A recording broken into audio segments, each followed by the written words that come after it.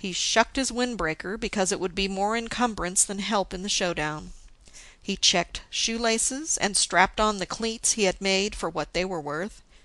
He vetoed the bag of sand and salt he kept for minor difficulties, far too slow. He got out of the car.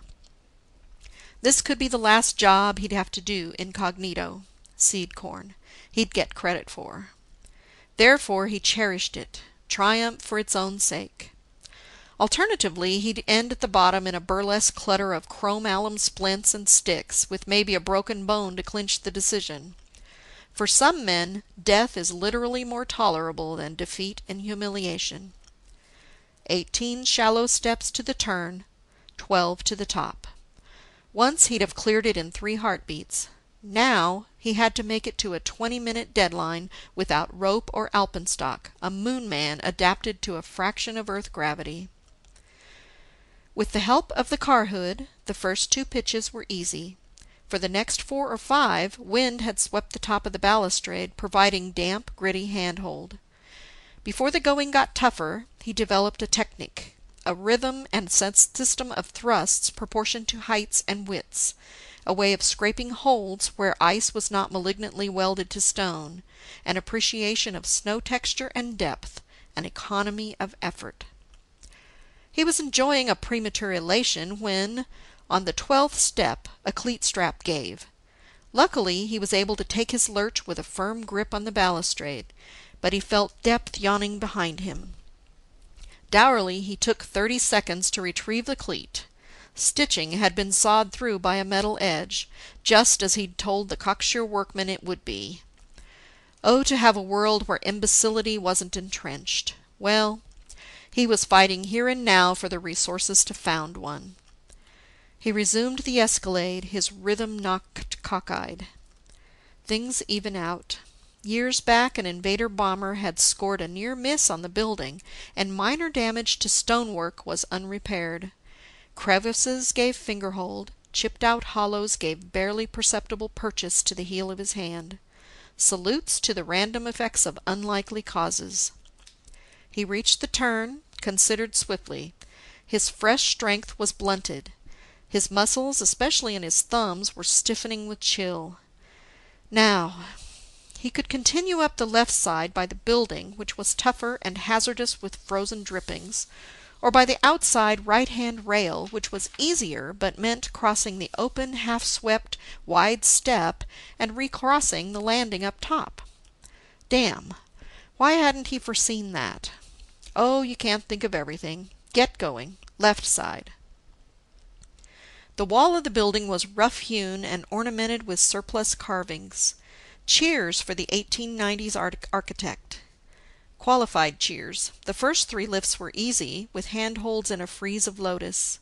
For the next, he had to heft with his side jaw against a boss of stone. A window ledge made the next 3 facile. The final 5 stared, an open gap without recourse.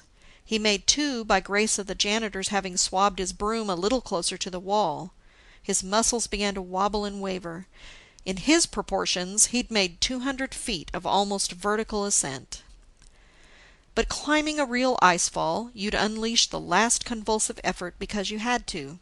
Here, when you came down to it, you could always sit and bump yourself down to the car, which was in that context a mere safe 40 feet away. So he went on because he had to.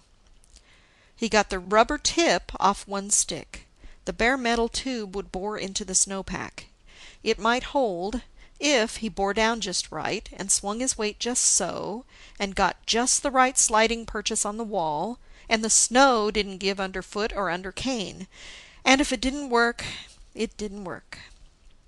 Beyond the landing westwards, the sky had broken into April blue. Far away over Iowa and Kansas, over Operation Seed Corn, over the refuge for rebels that lay at the end of all his roads. He got set and lifted. 1,000 miles nearer the refuge. Got set and lifted, balanced over plunging gulfs. His reach found a round pilaster at the top, a perfect grip for a hand. He drew himself up, and this time his cleated foot cut through snow to stone and slipped. but his hold was too good, and there he was. No salutes, no cheers, only one more victory for life.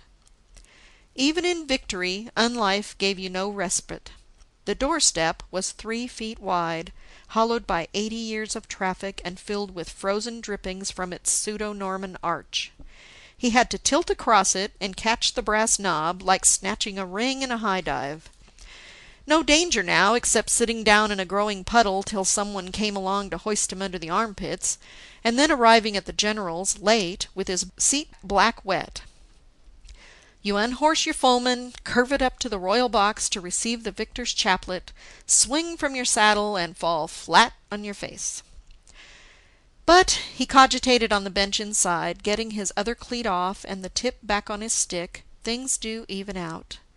No hearty helper had intervened, no snot-nosed, gaping child had twitched his attention, nobody's secretary, pretty of course, had scurried to helpfully knock him down with the door. They were all out front, superintending arrival of the computer.